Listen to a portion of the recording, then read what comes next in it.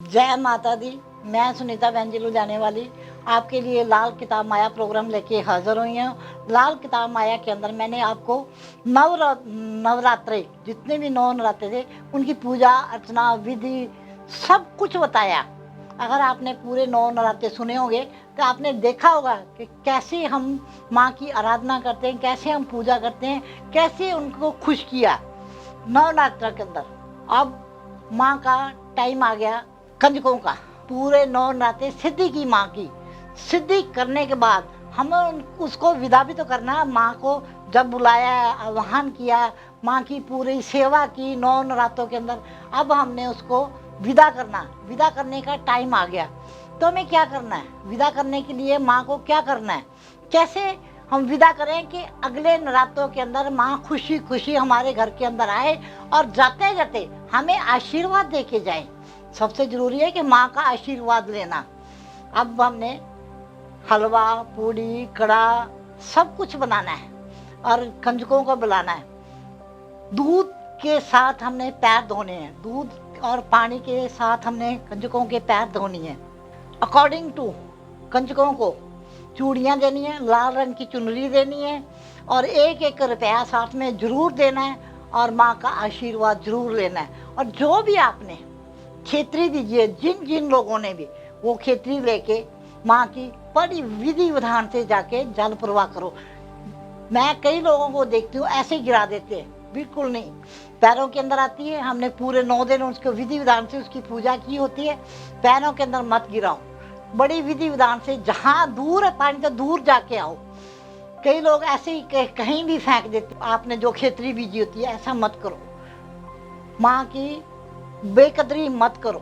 माँ को आशीर्वाद तभी मिलेगा जब हम उसकी पूरी विधि विधान से पूजा की है, उसी विधि विधान से उसको हम विदा भी करें, ताकि अगली बार जब माँ आए तो हमें बहुत सारा आशीर्वाद दे के जाए। और कभी भी कंजकों को मैंने पहले भी इसी प्रोग्राम में बताया था, कंजकों को कभी भी स्टील की प्लेटें नहीं देनी, कभी भी आपने प्लास्टिक के चीज़ें नहीं देनी।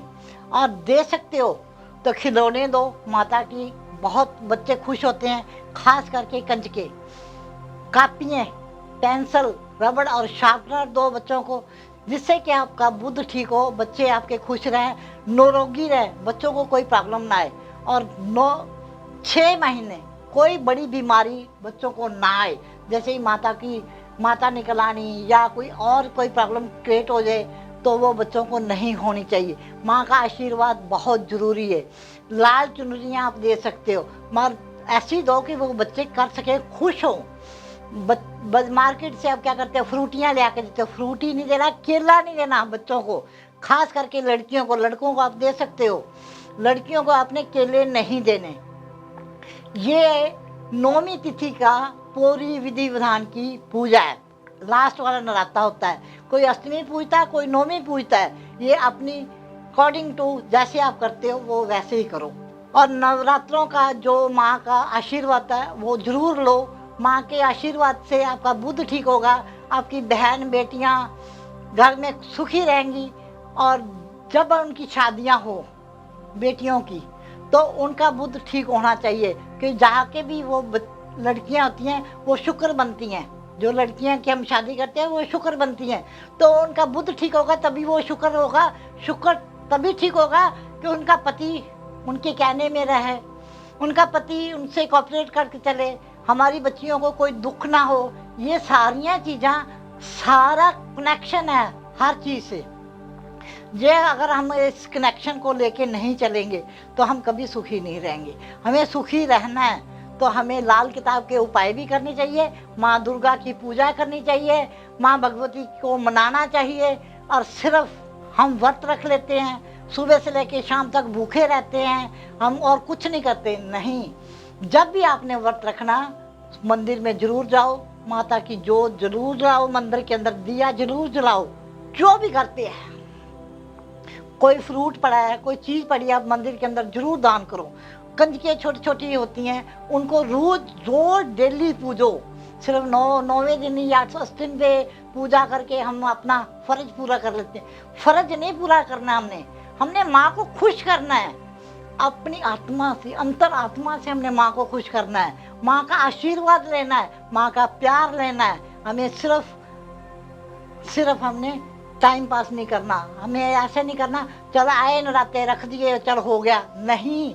हमें पूरी विधि विधान से नराते करने हैं। जो माँ को पसंद है वो चीज़ जरूर देनी है। और जिस दिन हम कंजके करते हैं सबसे पहले माँ का 2-5 ढाई पूड़ी लेनी है। ढाई पूड़ी लेके उसके ऊपर थोड़ा हलवा रखना है और थोड़े से आपने प्रसाद जो आपने बनाया वो रखना है। वो रख के खीर बनाई तो खीर भी साथ में रखो, वो रख के माँ की जोत के आगे रखो।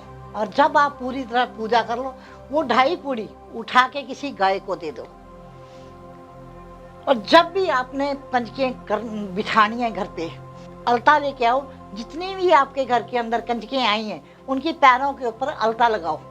अलता लगाने से क्या होगा, हमारे घर के अंदर लक्ष्मी आएगी। हमें लक्ष्मी चाहिए ना, हमें लक्ष्मी के लिए माँ को खुश करना बहुत जरूरी है। माँ कौन है? माँ सरस्वती, माँ काली, माँ लक्ष्मी, इनका एक ही रूप है।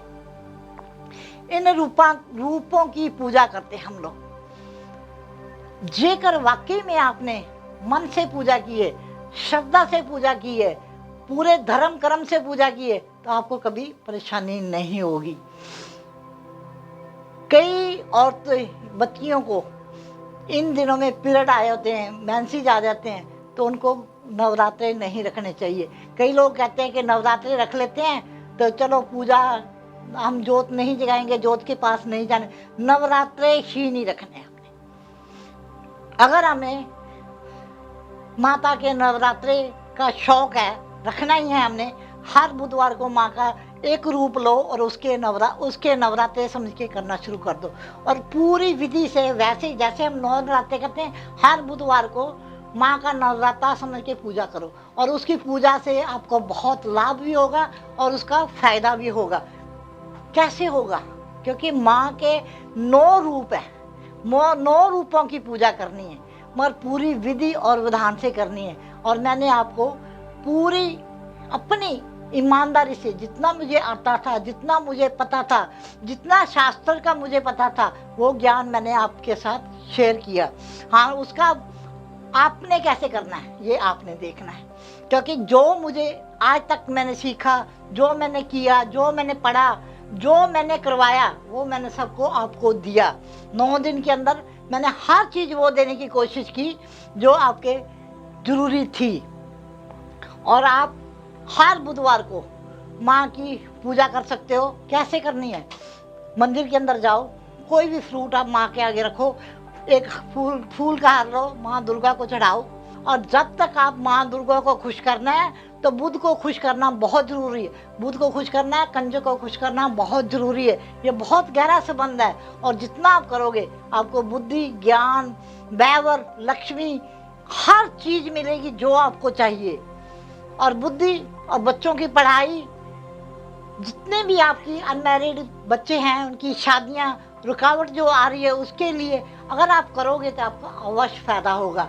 और उसके लिए आपको ये जानना बहुत ज़रूरी है भी हमें क्या करना चाहिए, क्या नहीं करना चाहिए, कैसे करना है, कैसे नहीं करना। ये सारियाँ चीज़ें आपको जाननी बहुत ज़रूरी है। ये आपकी नॉलेज के लिए मैंने इतना कुछ बताया। और ज़िंदगी के अंदर आगे भी जब भी टाइम मिलेगा मैं आपको कुछ नया हमेशा बताती रहूँगी। याद रखना कि तरीके से, लॉजिक के साथ किया हुआ कुछ भी कार्य बेकार नहीं जाता, उसका फल आपको अवश्य मिलेगा।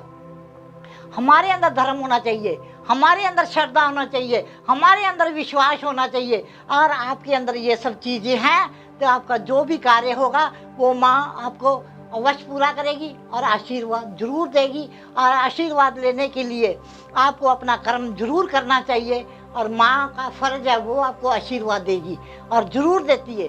इसके लिए अपना धर्म कभी मत छोड़ो, अपना कर्म कभी मत छोड़ो। और उसके लिए लाल किताब को हमेशा याद रखो।